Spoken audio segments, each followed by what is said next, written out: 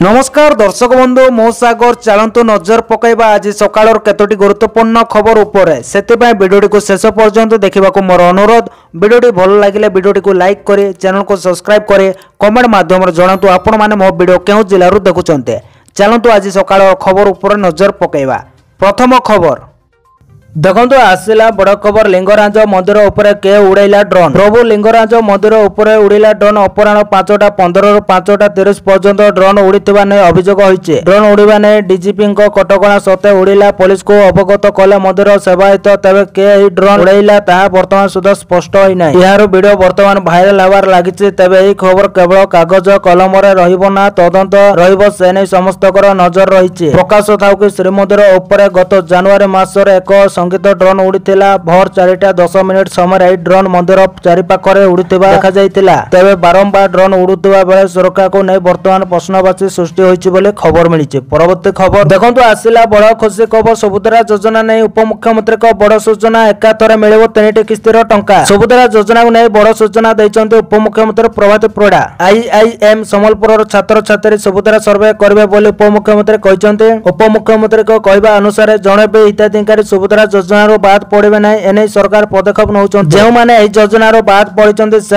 हिताधिकारी को चिन्हट करने पुणी सर्वे करवा राज्य सरकार। आईआईएम संबलपुर छात्र छात्री सुभद्रा सर्वे करेंगे। सर्वे करने सरकार निकट में समस्त रिपोर्ट दाखल करेंगे। तेज वंचित थिबा समस्त हिताधिकारी को एका सांगरे 3टी किस्ती दिज्व उपमुख्यमंत्री प्रभात परिडा कहते खबर मिली। परवर्ती खबर देखो आसला बड़ खबर। रिपोर्ट कार्ड देव स्कूल और गणशिक्षा विभाग सूचना देले गणशिक्षा मंत्री। रिपोर्ट कार्ड देव स्कूल और गणशिक्षा विभाग एने गणशिक्षा मंत्री नित्यानंद गंड सूचना देइचंती। सरकार को 1 वर्ष पूर्ति रे विभाग देव कार्ड। शिक्षा रे संस्कार पाई विभाग अनेक योजना आनिचे। राज्य सरकार को वर्ष पूर्ति रे जोग देई पारंते प्रधानमंत्री नरेंद्र मोदी। एथिरे प्रधानमंत्री सह केंद्र गृह मंत्री अमित शाह मध्य एही कार्यक्रम शामिल होई पारंते बोली सूचना रहिছে। मुख्यमंत्री पीएम सह जोगाजोगर अछंती बोले कहले राजस्व मंत्री सुरेश पुजारी। से कहचंती जे वर्ष पूर्ति को उत्सव नुहे उत्तरदायित्व कार्यक्रम भावे पालिबो। से आउरी कहचंती जे राज्य रे जोन 12 रु 19 तारिख जाए चलिबो विभिन्न कार्यक्रम। जिला टू ने ब्लॉक पंचायत पौर संसार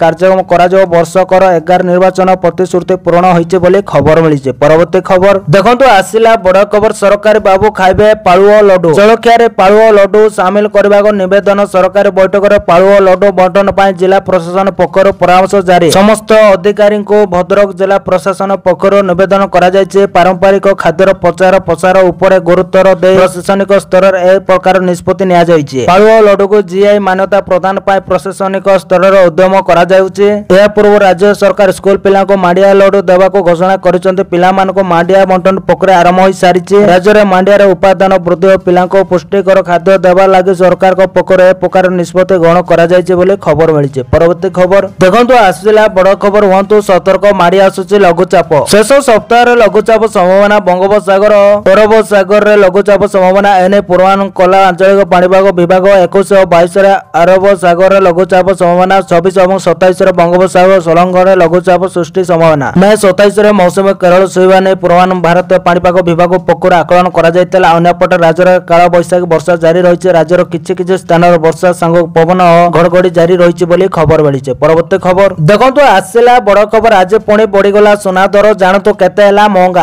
आज सुना दर रे पुणी वृद्धि घटिছে। एही मूल्य रे 1980 टंका वृद्धि घटिছে। शुक्रवार दिन एही मूल्य 1400 टंका बढ़ीथिला। अखिल भारतीय सराफ संघ अनुसार दिल्ली रे सुनार मूल्य 10 ग्राम पिछा 500 टंका वृद्धि पाई 97,030 टंका होई जायछि। शुक्रवार दिन 99.9% शुद्ध सुनार दर 96,450 टंका 10 ग्राम पिछा रहिछि। सोमवार दिन एही दर 99.5% सुना 580 टंका बढ़ी 96,580 टंका होई जायछि। भुवनेश्वर रे सुना दर 22 करे सुना दर 10 ग्राम पिछा 350 टंका वृद्धि घटे 97,550 टंका होई जायछि। सेपरि 24 करे सुना दर 380 टंका वृद्धि पाए 95,510 टंका पहुंचिछि बोली खबर मिलिछि। परवर्ती खबर देखंतु आसिला बड़ खबर। खाद्य सुरक्षा अधिकारी चढ़ाऊ एक मॉल को 1 लाख जरिमाना। एक मॉल को 1 लाख टंका जरिमाना लगाइछि। एफसीआई छकरे थिबा मॉल रे चढ़ाऊ जारी रहिछि। एने खाद्य सुरक्षा अधिकारी चढ़ाऊ जारी रहिछि। एही मॉल रे अवधि शेष होई जाइतिबा खाद्य पदार्थ सामग्री जब्त होइछि। राज्य रे खाद्य सुरक्षा अधिकारी माने विभिन्न मॉल एवं दुकान परिदर्शन करे खाद्य पदार्थ सामग्री जांच करुचंते। विशेष कर पैकेट युक्त खाद्य पदार्थ एक्सपायरी डेट को आग जांच करा जाउछि जेउतरे साधारण लोके कोनोसी क्षतिर शिकार न हेबे एई दिगरे अधिक गुरुत्व दिया जाउछि। अवधि शेष होई जाइतबा खाद्य पदार्थ को खाइले अनेक प्रकार रोगर शिकार होई पारंती लोके तेबे एने वर्तमान खाद्य सुरक्षा अधिकारी कड़ा कार्यानुष्ठान ग्रहण करे एई मॉल रे 1 लाख टंका जरिमाना लगा जाइछि बोली खबर मिलिছে। परवर्ती खबर देखंतु आसिला बड़ खबर पोलाभरम विवाद बैठक करिवे पीएम मोदी। पोलाभरम प्रकल्प विवाद ने बैठक करिवे प्रधानमंत्री मे 28 रे 4 राज्यर मुख्यमंत्री को सह बैठक हबो। शामिल हेबे आंध्र तेलंगाना ओडिशा एवं छत्तीसगढ़ मुख्यमंत्री। तेबे प्रथम थर पय 4 राज्यर मुख्यमंत्री को सह हबो बैठक। प्रकल्पर समीक्षा सह अंतरराज्य विवाद उपर हबो आलोचना। ओडिसा रो कोन पक्ष रखिबो से नै निजको प्रस्तुत करूचंती सरकार। ओडिसा रो खेती करबा को चाहुतबा आंध्र पोलाभरम प्रकल्पर समीक्षा करिवे प्रधानमंत्री नरेंद्र मोदी। प्रकल्प जोग ओडिसा व्यापक क्षतिग्रस्त होइছে तेणु आसंता 28 तारिख ओडिसा मुख्यमंत्री प्रधानमंत्री को आगरे मुह हलंतु बोले दाबी होइছে बोले खबर मिलिছে। परवर्ती खबर देखंतु आसिला बड़ खबर फेरस्त नियो नचेत भारतरु रप्तानी आम रखिलानी अमेरिका। भारतीय रप्तानीकारी को अमेरिकार झटका कागज पत्र त्रुटि थिबा 10-15 कंटेनर आंब को प्रत्याख्यान कर दैछन्ते अमेरिकीय अधिकारी जहा द्वारा 4 कोटी टंकार क्षति सहिबा को पड़िछि भारतीय व्यवसायी को। ईटी रिपोर्ट अनुसार समस्त सामग्री आकाश मार्ग अमेरिका को पठा जाइतिला किंतु अमेरिका कर्तृपक्ष एही आंब को प्रत्याख्यान करबा सह अमेरिका रे नष्ट करबा को किमा एहा को पुणी थरे भारत को फेरई नेबा को रप्तानीकारी मान को निर्देश दैतिले। जेहेतु आंब बेसी दिन रहिले ता नष्ट होई जिवो एपटे ताकू फेरई आनिबारे भी विपुल अर्थ खर्च हो तेणु समस्त रप्तानीकारी एहा को अमेरिका रे ही नष्ट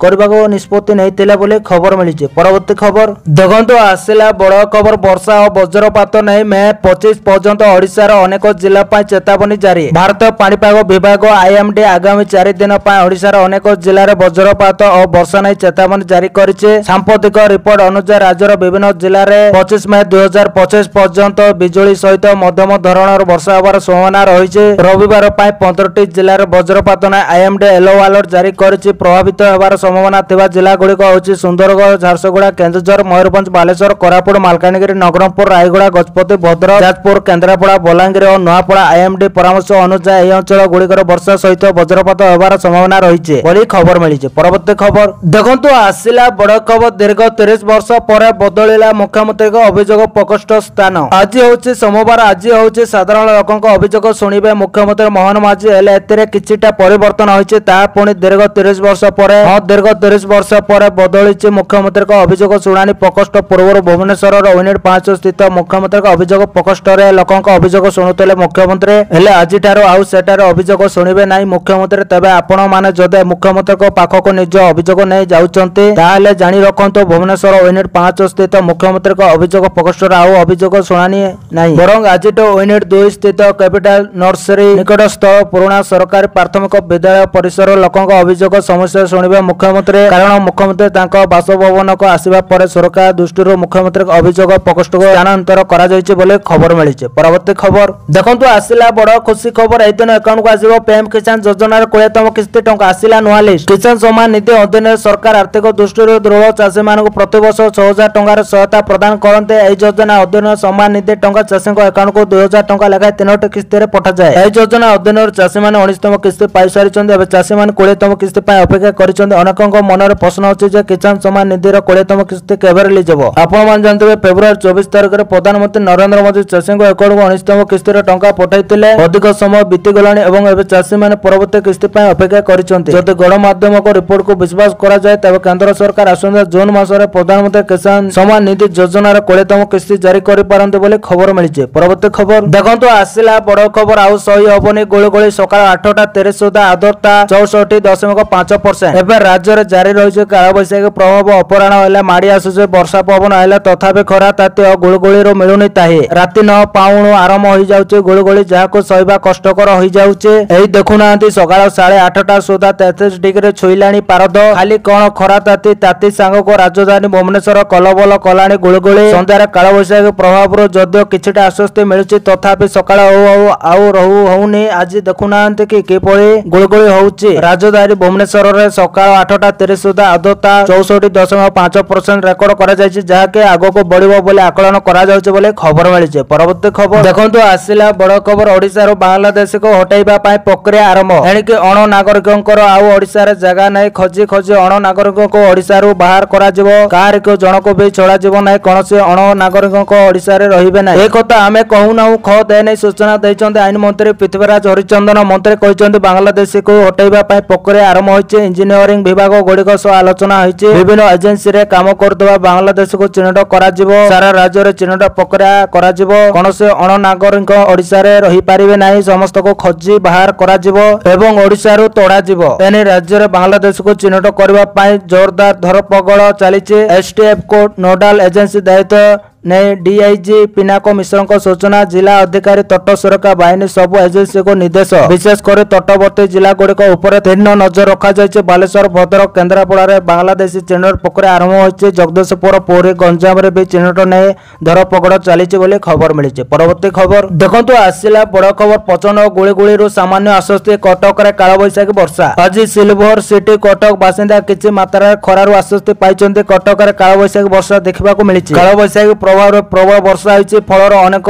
ତଳିଆ ଅଞ୍ଚଳରେ ପାଣି ଜମା ହୋଇଥିବା ଦେଖିବାକୁ ମିଳିଛି। ସକାଳେ ଖରା ହେଉଥିବା ବେଳେ ହଠାତ୍ ଘୋଟି ଆସିଥିଲା କଳାହାଣ୍ଡିଆ ମେଘ। ଏହାପରେ ପବନ, ବିଜୁଳି, ଘଡ଼ଘଡ଼ି ସହିତ ବର୍ଷା ହୋଇଥିଲା। ବେଶ କିଛି ସମୟ ଧରି ବର୍ଷା ହୋଇଛି ବୋଲି ଖବର ମିଳିଛି। ପରବର୍ତ୍ତୀ ଖବର ଦେଖନ୍ତୁ ଆସିଲା ବଡ଼ ଖବର। ପହଲାଗ୍ରାମ ହମଲା ପୂର୍ବରୁ ପାକିସ୍ତାନକୁ ତଥ୍ୟ ଦେଇଥିଲା ଭାରତୀୟ ୟୁଟ୍ୟୁବର ଜ୍ୟୋତି। ସାମ୍ନାକୁ ଆସିଲା ବଡ଼ ସତ। ଏବେ ଚର୍ଚ୍ଚାରେ ଥିବା ହରିୟାଣା ମହିଳା ୟୁଟ୍ୟୁବର ଜ୍ୟୋତି ମାଲହୋତ୍ରା ଭାରତୀୟ ହୋଇ ପାକିସ୍ତାନକୁ ଭାରତର ଗୁପ୍ତ ତଥ୍ୟ ଦେଉଥିବା ନେଇ ଅଭିଯୋଗ ଆସିବା ପରେ ତାକୁ ଗିରଫ କରାଯାଇଛି। ତାଙ୍କ ସହ ଆହୁରି 6 ଜଣଙ୍କୁ ମଧ୍ୟ ଗିରଫ କରିଛି ପୋଲିସ। ଅନ୍ୟ ସମସ୍ତ ଦିଗ ଉପରେ ତଦନ୍ତ ମଧ୍ୟ ଚାଲିଛି। ହେଲେ ସବୁଠାରୁ ବଡ଼ କଥା ହେଉଛି ଯେଉଁ ଘଟଣା ପାଇଁ ଏତେ କାଣ୍ଡ, ହଁ ସେହି ପହଲାଗ୍ରାମ ଆତଙ୍କୀ ହମଲା, ଯାହା ପାଇଁ ଦୁଇ ଦେଶ ମଧ୍ୟରେ ବଡ଼ ଯୁଦ୍ଧ ହେବାକୁ ଯାଉଛି। ଯେଉଁ ପହଲାଗ୍ରାମ ଆତଙ୍କୀ ହମଲା 26 ଜଣ ନିରୀହଙ୍କ ଜୀବନ ନେଇଗଲା, ଅନେକଙ୍କ ସ୍ତ୍ରୀଙ୍କ ମଥାରୁ ସିନ୍ଦୁର ପୋଛିଦେଲା, ଅନେକ ପିଲାଙ୍କ ମୁଣ୍ଡ ଉପରକୁ ତାଙ୍କ ବାପାଙ୍କ ହାତ ସବୁଦିନ ପାଇଁ ଉଠିଗଲା। ଆଉ ଏହି ହମଲା ପାଇଁ ଭାରତ ଅପରେସନ ସିନ୍ଦୁର ଅଭିଯାନ ଆରମ୍ଭ କଲା। ଆଉ ଏବେ ସାମନାକୁ ଏକ ବଡ଼ ଘଟଣା ସାମନାକୁ ଆସିଛି କି ଜ୍ୟୋତି ପହଲାଗ୍ରାମ ହମଲା ପୂର୍ବରୁ ପାକିସ୍ତାନରେ ଥିଲେ ବୋଲି ଖବର ମିଳିଛି। ପରବର୍ତ୍ତୀ ଖବର ଦେଖନ୍ତୁ ଆସିଲା ବଡ଼ ଖବର। ପାକିସ୍ତାନ କ୍ଷେପଣାସ୍ତ୍ର ଧ୍ୱଂସର ଡେମୋ ଦେଖାଇଲା ସେନା। ଅପରେସନ ସିନ୍ଦୁର ପହଲାଗ୍ରାମ ଆତଙ୍କୀ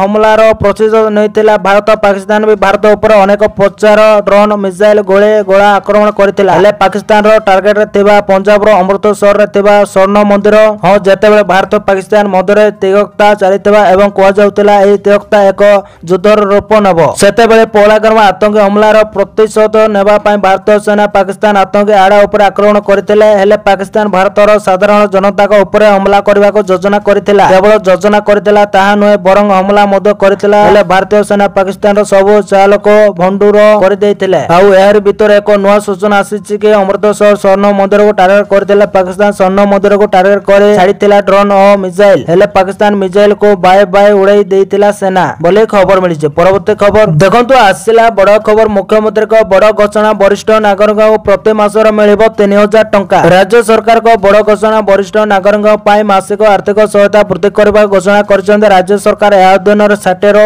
69 ବର୍ଷ ବୟସର ଲୋକଙ୍କ ପାଇଁ ସହାୟତା ରାଶି 2000 ଟଙ୍କାରୁ 2500 ଟଙ୍କା ବୃଦ୍ଧି କରାଯାଇଛି। ଯେତେବେଳେ 70 ବର୍ଷରୁ ଅଧିକ ବୟସର ଲୋକଙ୍କୁ ପ୍ରତି ମାସରେ 3000 ଟଙ୍କା ମିଳିବ। ସେ କହିଛନ୍ତି 60ରୁ 69 ବର୍ଷ ବୟସର ବରିଷ୍ଠ ନାଗରିକଙ୍କ ପାଇଁ ମାସିକ ସହାୟତା 2500 ଟଙ୍କା ବୃଦ୍ଧି କରାଯାଉଛି ଏବଂ 70 ବର୍ଷର ଅଧିକ ବୟସର ବ୍ୟକ୍ତିମାନେ ପ୍ରତି ମାସରେ 3000 ଟଙ୍କା ପାଇବେ ବୋଲି ଖବର ମିଳିଛି। ପରବର୍ତ୍ତୀ ଖବର ଦେଖନ୍ତୁ ଆସିଲା ବଡ଼ ଖବର। ମୁଖ୍ୟମନ୍ତ୍ରୀଙ୍କ 11ତମ ଅଭିଯୋଗ ଶୁଣାଣି। 85% ସମସ୍ୟାର ସମାଧାନ ହୋଇଛି କହିଲେ ମୁଖ୍ୟମନ୍ତ୍ରୀ ମୋହନ ମାଝୀ। ଆଜି ମୁଖ୍ୟମନ୍ତ୍ରୀଙ୍କ ଅଭିଯୋଗ ଶୁଣାଣି ଅନୁଷ୍ଠିତ ହୋଇଥିଲା। ତେବେ ୟୁନିଟ୍ 5 ଅଭିଯୋଗ ପ୍ରକୋଷ୍ଠ ପରିବର୍ତ୍ତେ ୟୁନିଟ୍ 2 ଅଶୋକ ନଗର ନିକଟରେ ଲୋକଙ୍କ ଅଭିଯୋଗ ଶୁଣିଥିଲେ ମୁଖ୍ୟମନ୍ତ୍ରୀ। ସକାଳ 8ଟାରୁ ଜନଶୁଣାଣି ଆରମ୍ଭ ହୋଇଥିବା ବେଳେ ଲୋକଙ୍କ କଥା ବୁଝିଥିଲେ ମୁଖ୍ୟମନ୍ତ୍ରୀ ମୋହନ ମାଝୀ। ଜନ ଅଭିଯୋଗ ଶୁଣାଣିରେ 85% ସମାଧାନ ହୋଇଥିବା କଥା କହିଥିଲେ। କେତେକ ଗୁରୁତର ରୋଗୀଙ୍କୁ 1 ଲକ୍ଷ ଟଙ୍କା ଲେଖାଏଁ ଆର୍ଥିକ ସହାୟତା ପ୍ରଦାନ କରାଯାଇଥିବା ନେଇ ସୂଚନା ରହିଛି। ଏହା ମୁଖ୍ୟମନ୍ତ୍ରୀଙ୍କ 11ତମ ଅଭିଯୋଗ ଶୁଣାଣି ଅଟେ। 10 ଥର ଜନଶୁଣାଣି ଭୁବନେଶ୍ୱରରେ ହୋଇଥିବା ବେଳେ ଥରେ ସମ୍ବଲପୁରରେ ଅନୁଷ୍ଠିତ ହୋଇଥିଲା। ତେବେ ବ୍ରହ୍ମପୁରରେ ମଧ୍ୟ ଅଭିଯୋଗ ଶୁଣାଣି କରାଯିବ ବୋଲି ମୁଖ୍ୟମନ୍ତ୍ରୀ କହିଥିଲେ। ପ୍ରକାଶ ଥାଉ କି ଜନଶୁଣାଣି ପାଇଁ 16 ତାରିଖରୁ ଅନଲାଇନରେ ପଞ୍ଜୀକରଣ ଆରମ୍ଭ ହୋଇଥିଲା। ସର୍ବାଧିକ 100 ଜଣ ସେମାନଙ୍କର ନାମ ପଞ୍ଜୀକରଣ କରିପାରିବେ ବୋଲି କହିଥିଲେ। ଏନେଇ ସାଧାରଣ ପୋଷାକ ଏବଂ ସାଧାରଣ ଅଭିଯୋଗ ବିଭାଗ ପକ୍ଷରୁ କୁହାଯାଇଥିଲା ବୋଲି ଖବର ମିଳିଛି। तो दर्शक बंधु ये आज सकाळ केतोटी गुरुत्वपूर्ण खबर। जदि वीडियो भल लगी लाइक करने सहित आम चैनल को सब्सक्राइब करंतु आ वीडियो को शेयर करंतु। वीडियो संपूर्ण देखि आपण मानको बहुत बहुत धन्यवाद।